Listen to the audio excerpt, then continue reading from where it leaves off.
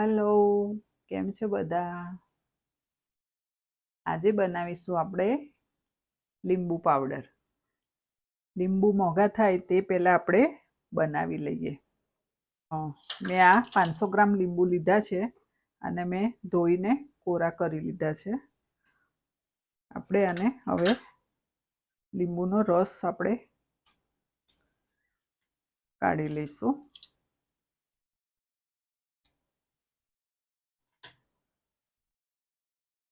લીંબુ આવા પતલી છાલના નેવા જ લેવાના. એમાં રસ વધારે હોય છે. મારે આમ કાપતા જ રસ નીકળે છે.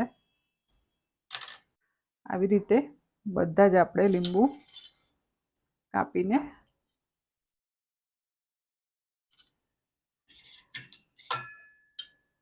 નો રસ કાઢી દઈશું.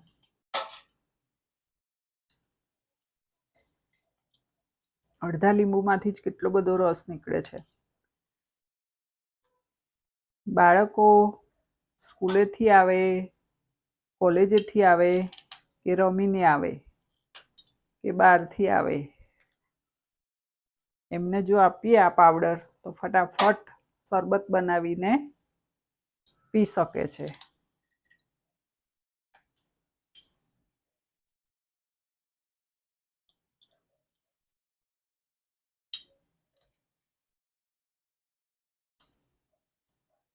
ઉનાળાની ગરમીમાં લીંબુ શરબત તો નાના મોટા બધાને જ બહુ જ ભાવે. આ રીતે બધા જ લીંબુનો રસ આપણે કાઢી લીધો છે. હવે આપણે એને ગાળી લઈશું, જેથી બિયા હોય એકાદ બીયું નાનું એ નીકળી જાય.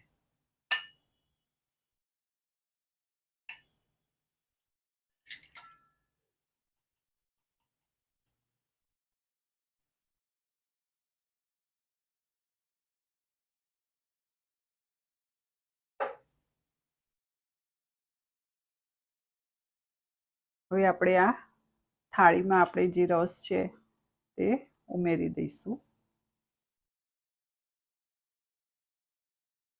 અને આજે મેં સાકર, ખડી સાકર મોટા ગાંગડા લીધા હતા, એને મેં થોડો આવી રીતે ટુકડા કરી લીધા છે ભાંગીને. હવે આપણે આમાં એડ કરીશું, ઉમેરીશું. તમે આની જગ્યાએ ખાંડ પણ લઈ શકો છો. મિક્સ કરી લઈશું.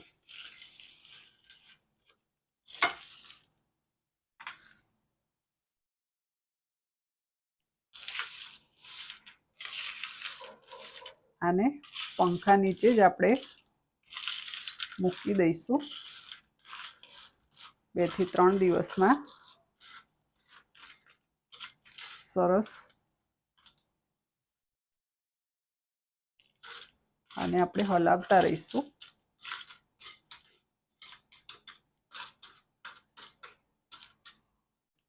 હવે આ છોતરાને પણ આપણે ફેંકી નથી દેવાનું.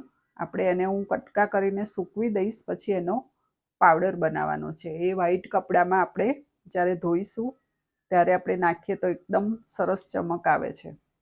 હવે આપણે આ સરસ સુકાઈ ગયું છે. હવે આપણે મિક્સર જારમાં લઈ લઈશું અને ક્રશ કરી લઈશું.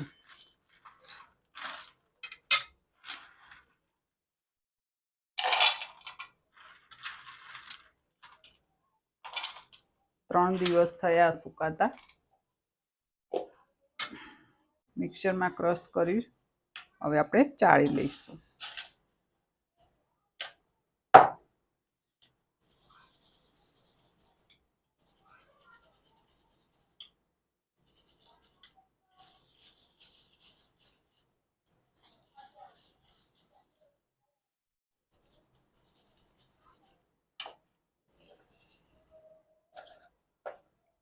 રીતે આપણે બધું ચાળી લઈશું.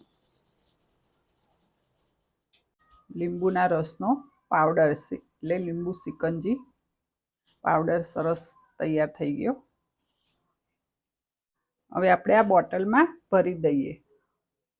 બોટલ ચોખ્ખી અને એકદમ કોરી સરસ હોવી જોઈએ અને જ્યારે આપણે લઈએ ત્યારે કોરી ચમચી પાણી ન લાગવું જોઈએ, ને તો ખરાબ થઈ જશે અને ગઠ્ઠા ગઠ્ઠા એવું થઈ જશે.